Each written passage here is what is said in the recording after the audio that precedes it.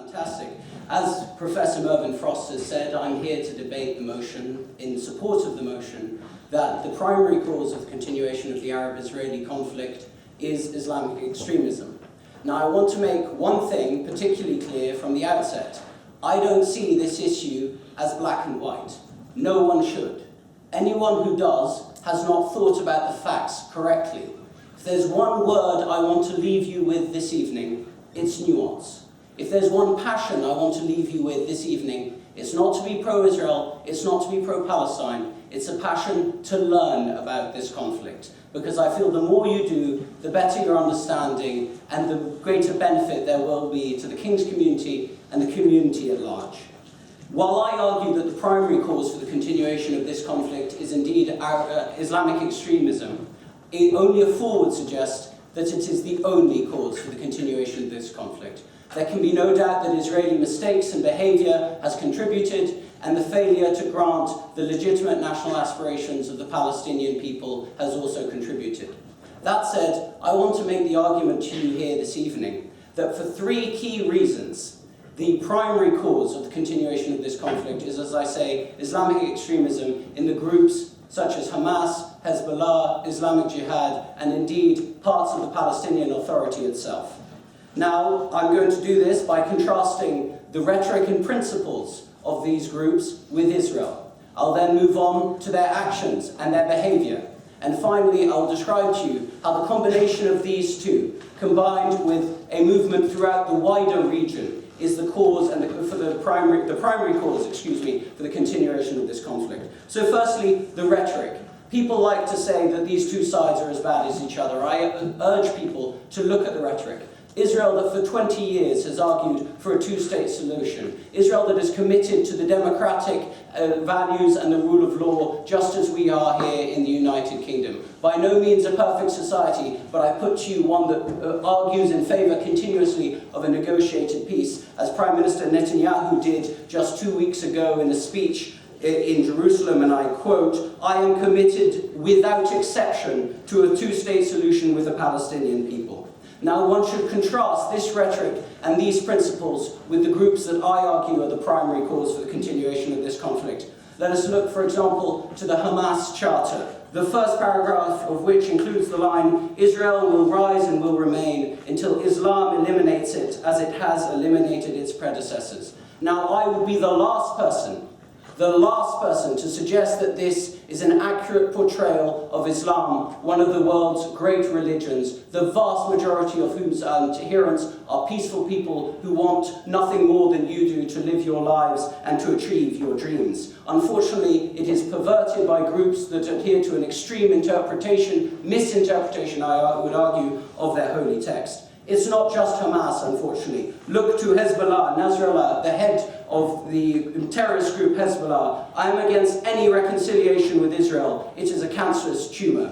As for Islamic Jihad, the clue is in the name. And when we look to Mahmoud Abbas, a man who denies the Holocaust as a proposed moderate in the region, I think it helps to explain the sort of neighbourhood Israel lives in. Now, people say often, well, rhetoric, principles, that's one thing, but by their acts you shall know them. Israel has consistently sought to make peace, and indeed has achieved it in 1979 with Egypt, an Arab and Muslim country, in 1994 with Jordan, an Arab and Muslim country. Why? Because the Arab people are not Israel's enemy. The Muslim people are not Israel's enemy. Israel's enemy, and indeed the enemy of all free societies, is extremist elements within the Islamic world. Now, it's not just peace with Egypt, it's not just peace with Jordan. It's the 2005 disengagement from Gaza and from more than 25 settlements in the West Bank. This demonstrates Israel's willingness to back up its rhetoric of seeking peace and its principles of democracy, humanitarian law, and equality between nations, with an ability to make peace, to negotiate, and those tough compromises that unfortunately too many times Islamic extremist groups have been unwilling to make. Look at the acts of Hamas, of Hezbollah, and of Islamic Jihad, who fire rockets down on Israeli citizens, who begin intifadas that claim hundreds of innocent lives on both sides, and who kidnap Israeli soldiers, holding them for years without reference to humanitarian bodies. Now, when I mention Israeli civilians, it is not to say that Israeli life is worth more than Palestinian life, or that Palestinian lives are not lost tragically, both at the hands of Israel and the groups that we have discussed. I have seen, myself having visited the West Bank, the suffering of the Palestinian people. There can be absolutely no doubt that it is real, and anyone who denies it is not acquainted with the facts. But I put it to you that it is not Israel who has consistently in its rhetoric, principles, and as I've demonstrated to you, its actions, that is the primary cause for the continuation of that suffering. Rather, it is the spoiler groups, groups like Hamas, groups like Hezbollah, groups like Islamic Jihad, who, if there was a peace with Israel, would not have a purpose to exist. For them, it is always worth jihad over a settlement of the Palestinian question, and it is that, I argue, the primary cause. Now, of course, we're here tonight talking about the Arab-Israeli conflict. This isn't only about Israel-Palestine. There are groups in Saudi Arabia, Wahhabist influences, that fund this terrorism. There is Iran, the largest state sponsor of terrorism in the world, that continues to fund this terrorism. And indeed, I put it to you this evening, ladies and gentlemen, that the ideology of Hamas, of Hezbollah, and of Islamic Jihad is nothing to do with Palestinian liberation. That is the job of Fatah, that is the job of the Palestinian Liberation Organization. No, the groups that I'm talking to you about this evening, ladies and gentlemen, who continue and perpetuate this conflict, hold the same ideology of the people who brought the blood, who brought the carnage, and who brought the attacks into the cities of New York, into the cities of Madrid, and of course, most powerfully for the people in this audience, to London. Those are the groups who bear primary responsibility for this conflict, not a state that has repeatedly sought to make peace and indeed has achieved it with several of its neighbours. For these reasons, I urge you to support the motion. Thank you. Well, Professor Frost, we learned so many things in that 10 minutes. It would take me 10 minutes to address each and every single thing that we learned. We learned, for a start, that primary doesn't mean primary. The motion is inviting you to conclude that the primary cause of the Arab-Israeli dispute is Islamic extremism, except for all the other reasons that were adumbrated in the opening speech. We learned that Israel has for 20 years been desperately trying to bring about a two-state solution, a point I will have to return to. We learned that actually all of the representatives of the Palestinian people are in fact persona non grata.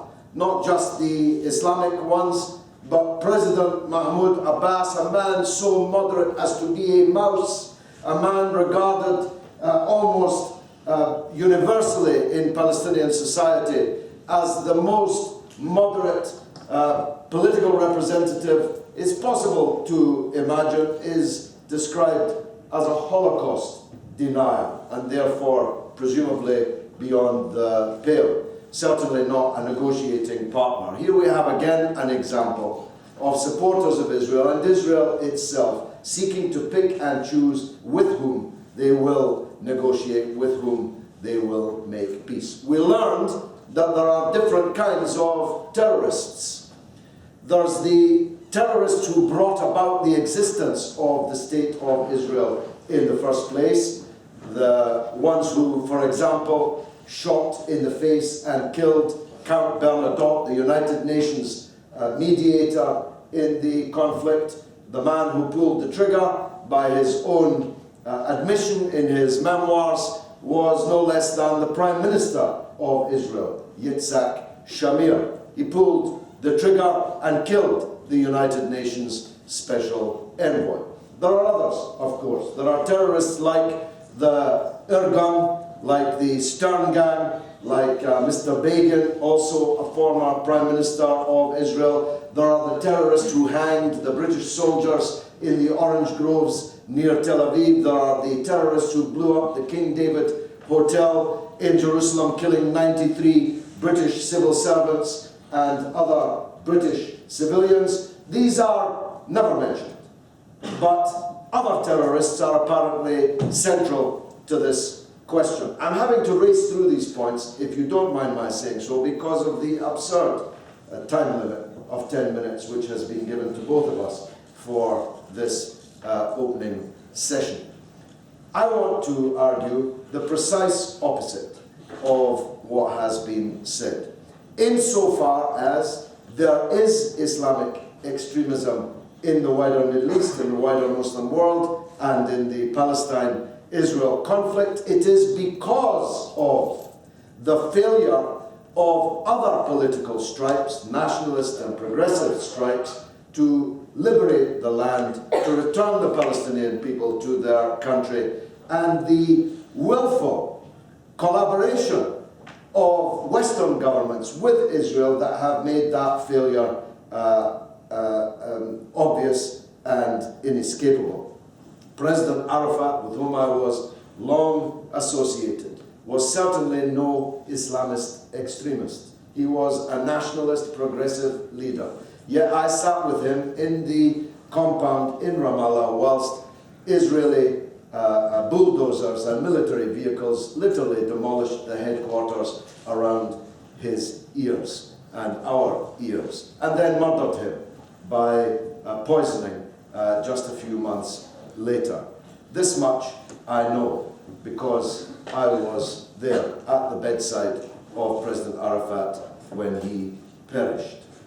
He was no Islamic extremist, but no Israeli leader would make peace with him. Hamas only are the political power that they are in the Palestinian arena today because Israel refused to carry out the commitments that it made in the Oslo Agreement with President Arafat. Insofar as there is a problem in the wider Muslim world of Islamist extremism, it's precisely because people have sided with Israel, armed Israel, financed Israel, helped to protect Israel in the United Nations, vetoed resolutions critical of Israel, given Israel the entire wherewithal that it requires in order to continue the expropriation of the Palestinian people, which is my last point, and it's this. I'm sorry, Mr. Gardner, the primary reason for the Arab-Israeli conflict is the disappearance of a country called Palestine, which used to be on everybody's map, is on the mural dated 1189 in the entrance hall to the Houses of Parliament. I just walked past it again 30 minutes ago, 1189, country called Palestine, no longer exists. The Palestinian people were scattered to the four corners of the earth. There are people without passports, without papers, without status, hunted from pillar to post, regularly massacred, attacked. I could go on about Gaza and the siege and the West Bank and the occupation and the annexation, illegal, of Jerusalem itself as well as the Golan Heights. I could talk about the 13 million Palestinians, most of whom live outside of the country's borders, but who retain the keys and the title deeds, the papers which prove their ownership of homes and land, which is now lived on by immigrants from other countries around the world who will not let them return. If you want a definition of the word primary, that's the primary reason for the Arab-Israeli conflict, that the Palestinian people have been dispersed and expropriated, and Palestine as a country has been wiped off the map. I am not a racist, nor an anti-Semite, and just like the madman released from an asylum is the only man who can prove he's sane because he has a certificate to prove it, I have a certificate to prove I am not a racist or an anti-Semite, from the High Court not that far from here. So please don't casually make these defamatory, libelous statements in public arenas. You're obviously not a law student. I have no problem talking to Israelis in this context. And Mr. Gardner has done some research and found that I've shared platforms with Israeli Arabs. He might have done a little more research and found that I'd shared many platforms with Israeli Jews.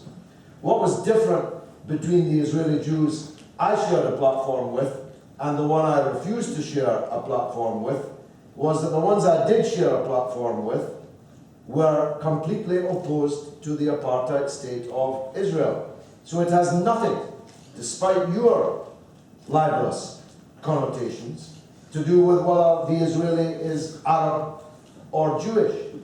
And on the subject of the truth and the United Nations, wasn't it the United Nations that you have just reviled so colourfully that invented the State of Israel in the first place? The very same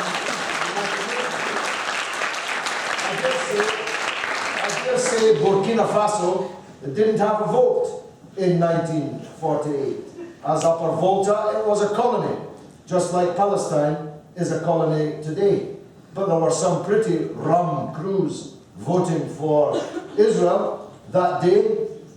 Second amongst them, in fact, first amongst them, not second, first amongst them was Joseph Stalin and the USSR, which was the principal supporter of the resolution to support, to set up Israel in 1948. You can laugh, but it happens to be true. And on the subject that was raised, I just said, you weren't listening, I don't support a two-state solution because such a solution is no solution at all. It's first, topographically, demographically impossible because of the settlement and annexation of the West Bank and East Jerusalem. And it is politically impossible because no Zionist leader will ever allow a meaningful Palestinian state to emerge alongside it. That much is surely obvious after all these decades of so-called negotiation. The only solution is a democratic state from the river to the sea, where everybody's equal. What's wrong with that? Why can't you accept that? I'll tell you why. Because you want a state in which the words Jewish state can be applied. Well, I'm sorry, Jews are not a race, they're not a nationality. Judaism is a religion. I can become a Jew. Does that give me the right to go and live in a Palestinian's house in Palestine? Sammy Davis Jr. was a Jew, but I assure you his family never touched the shores of the Mediterranean. It's a complete fabrication, this idea that Zionism has, that it has the right to kick one people out, take their homes, their land, wipe their country off the map, and the people are going to accept it. Well, I've got news for you, they ain't accepting it. Turning conflicts, I would advise you, into number games is rarely a good idea. Let me explain to you why. The fact that Israel invests in creating bomb shelters does not make it morally repugnant. The fact that Israel invests in the Iron Dome to stop missiles hitting its children does not make it morally repugnant. I did not for one moment deny the suffering of Palestinians. I have witnessed it personally. It is deplorable. Everything should be done to stop it. But I do not believe in an eye for an eye. I do not believe because at the moment more Palestinians have died than Israelis, we should line up a bunch of Israelis and let Hamas shoot them until the numbers are more even. I don't think that's a helpful contribution to solving this conflict. Now, I think that the point made by the gentleman regarding India-Pakistan is a very important one. My historical background is indeed in looking at partitions, and it's a worthy question. I think I'll leave that one for Mr. Galloway. This Why? misnomer... Why not answer it? Well, I believe that in my opinion, peoples who want to be separate and who want to create a state based on their own national self-determination, a right guaranteed under the United Nations Charter, have a right to do so. This is the opinion of the majority of Israelis. It's also the opinion of the majority of Palestinians who don't want to live with Israelis.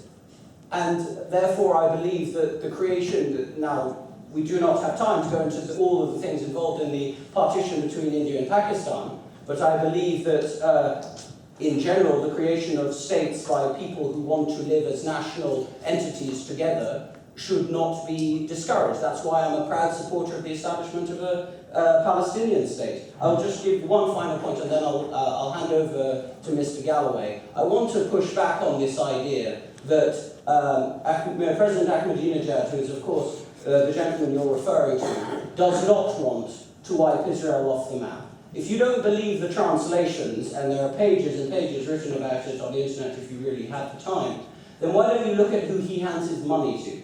He gives it to Hezbollah and to Hamas, who fire missiles at Israeli children and Israeli civilians. That, to me, smacks of someone who is making good on his promise. That is why it's such a concern to so many people that he's seeking nuclear weapons. And I would be very careful before thinking that he's actually a cuddly teddy bear who's just talking tough. But Israel has hundreds of nuclear weapons. Hundreds of them. We know that because the brave Jewish whistleblower Mordechai Vanunu came to London to tell us so, and earned 18 years in solitary confinement as a reward in an Israeli dungeon. When he was brought to court, they wired his jaws together like Hannibal Lecter so that he couldn't tell us anymore. You have the nerve as a supporter of Israel to talk about other people and nuclear weapons. Israel has never declared its nuclear weapons. They obtained them illegally. They refused to sign the Non-Proliferation Treaty. They will not allow any inspections. And you pray in aid the non-existence, but perhaps future existence of someone else's nuclear weapons. It's preposterous. Now, this is supposedly the Department of War Studies. It's a college, at least, at which the Department of War Studies is a central part. I'm sure that Professor Frost has taught you that wars have causes.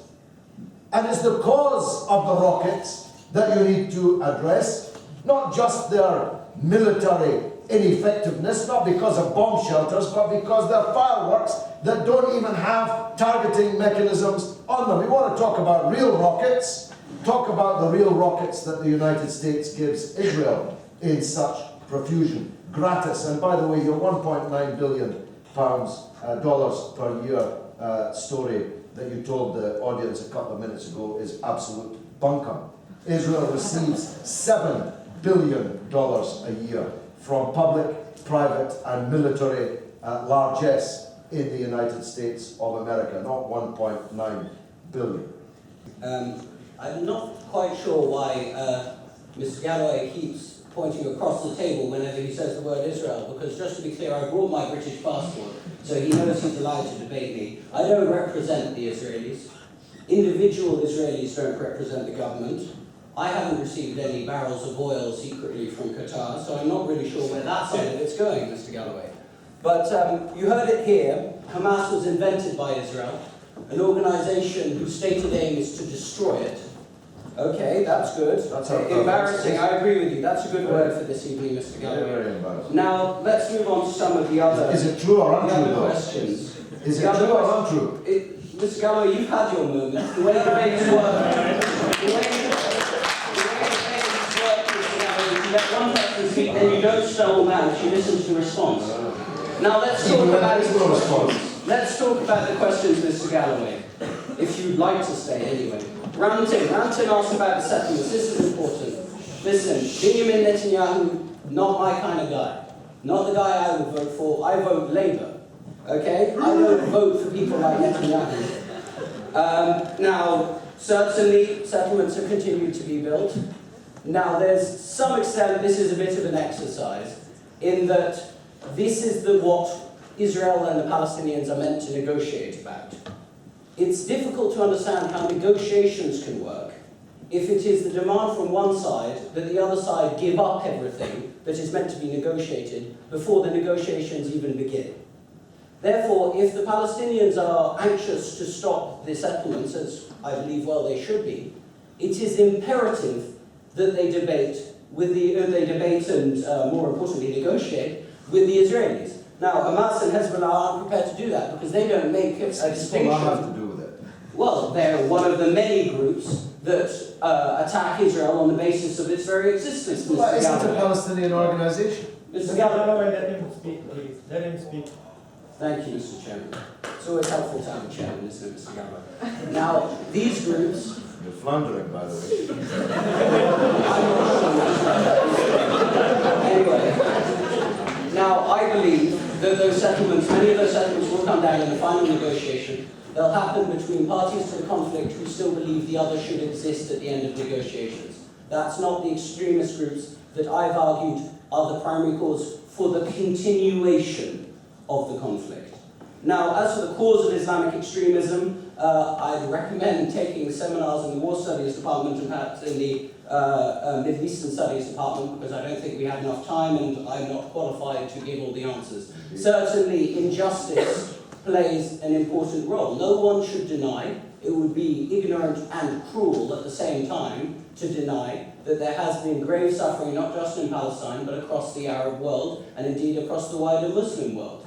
Now that combines with various factors including poverty, extreme ideologies, lack of education to combine into extremist Islamic groups. Now the point is, one cannot pretend that Jews living in the area of Israel-Palestine causes people to blow themselves up on tube trains in London, as Mr. Galloway seems to make a connection. It's just wrong. Now, finally, in terms of whether Israel should learn from the United Kingdom and the United States when it comes to dealing with terrorism, here I fear we might have a rare point of agreement. Britain and America's way of dealing with terrorism in Afghanistan and Iraq is not an example to anyone. Now, there can be absolutely no doubt that there are Palestinians killed in the crossfire in the conflicts, as you rightfully identified, because the groups Israel is fighting against hide behind civilians. There's also the problem of absolutely human error. Perhaps people would like to take the time to investigate how many times human error brings around civilian deaths in conflicts in Afghanistan, in Iraq, in Colombia, around the world. I'm not pretending war is pleasant or that the Gaza Strip is a paradise place to live, but that doesn't mean that it's Israel's fault that we haven't reached an agreement. I would rather blame the groups that fire missiles from schools and fire missiles from hospitals at civilians. Thank you. The war between the Palestinians and the Israelis has a cause. That's elementary in a department of war studies. What's the cause? The cause is that one group of people came and took the country, the land, and even the houses and the orange groves of another people and kicked them out. That is the primary cause. The meaning of the word primary, that is the primary cause of this conflict. And I've got news for the supporters of Israel in here. This conflict will continue, if necessary forever, until the Palestinians get justice. No justice, no peace. And no peace in Palestine means no peace in the Middle East, means no peace in the world. I would have thought students like you had an interest in addressing that. I feel we ran away a little bit from the title of this debate, which you guys can all see up on the screen, which is about what is the primary cause of the continuation of this conflict. And I set out in my first speech issues relating to what I believe is the rhetoric and principles of Islamic extremist groups within the region and also their action and behavior, how the two combine to prolong this conflict and prevent moderate voices on both sides from reaching a reasonable agreement. Now, I'm not sure if we're going to go ahead with having a vote, but if we do, I hope people will vote on the basis of the motion, on the basis of the arguments I put forward and Mr. Galloway put forward, and not on any personal animosity or bad opinion you might have about either of us. But my argument really can be put down into those three sentences. Look to the rhetoric and the principles of Islamic extremist groups in the region in contrast to Israel's. Look at their actions and their behavior, and together you will understand that they form part of an attitude that is not about Palestinian liberation, but is rather about global jihad, which, though unrepresentative of your average Muslim, has tragically hijacked the image of Islam in our society, and I fear for a real reason. It presents a real danger to our society and to Israel's, and that, I believe, is the primary cause for the continuation of the Arab-Israeli conflict. Thank you very much indeed. Well, the proposition must fall because of the word primary. And I said that right at the beginning of my opening address, and I say it again now. Even the proposer of the motion actually doesn't believe that it is the primary cause, and that was evident both from his opening and closing addresses. It would be infantile to pass this motion. It would be unbecoming of an educational institute of this level of prestige, and it would be especially infantile from a college which has at its heart a Department of War Studies and professors like Professor Frost, who must have and must do all the time teach their students that conflicts have causes. Conflicts have primary causes. And by definition, the primary cause of the Arab-Israeli conflict cannot be Islamic extremism because it long predates the existence of Islamic extremism. Secondly, insofar as there is a developing problem of Islamic extremism, and there is in this country and around the world, insofar as there is, it's precisely because of the failure to address the primary cause of such conflicts as the Palestinian issue. It's precisely because the Palestinians fester for more than 65 years, fester, stateless, paperless, passportless. You're lucky you can wave your British passport. Millions of Palestinian people have no passport and may never have a passport. They have no ability to travel. They are to be found at the borders of every Arab state begging, pleading to be allowed in as mendicants. Mr. Nathan is still in his place. I didn't deal earlier with his point. Let me do so now. If you think that anybody in this debate, but most especially me, is here as a spokesman for the rotten, corrupt dictatorships that rule the Arab world almost without exception from one end to the other, you haven't been paying attention in your time in Britain. I am the foremost. This afternoon in the British Parliament, I urge you to read my debate with the Foreign Office Minister from this very afternoon in Parliament, dealing with these rotten Arab regimes that you wish to use in a debate as a stick to beat the Palestinian people with. Shame on you as an Iraqi. That's what I should have said earlier, and I'm glad I've had the chance to say it now. The Palestinian people's disinheritance, the expropriation of their country, their absolutely miserable existence, that's the primary cause of the continuation of the conflict. Islamic extremism is vaulting ahead precisely because of the Palestine issue, the occupation of Arab and other Muslim lands, but above all, the propping up of these rotten Arab dictators by countries like ours. And Israel, of course, never had to do any of that before, although it's currently engaged. I talked to you about the Unholy Alliance. You can all look it up. It's a matter of fact. Israel created Hamas. That's a fact. Do look it up. Do ask your professors about it. How's this for an unholy alliance? How about the one that's operating in Syria today between Israel, the United States, Britain, France, and Al-Qaeda, and the jihadists, the hand-chopping, throat-cutting jihadists that you can see on the news every night in Syria? How's that for an unholy alliance? How's that for hypocrisy on the subject of Islamic extremism? I don't know if you're taking a vote or not. If you vote for this motion, then the teachers here are not having the impact they should. Thank you very much.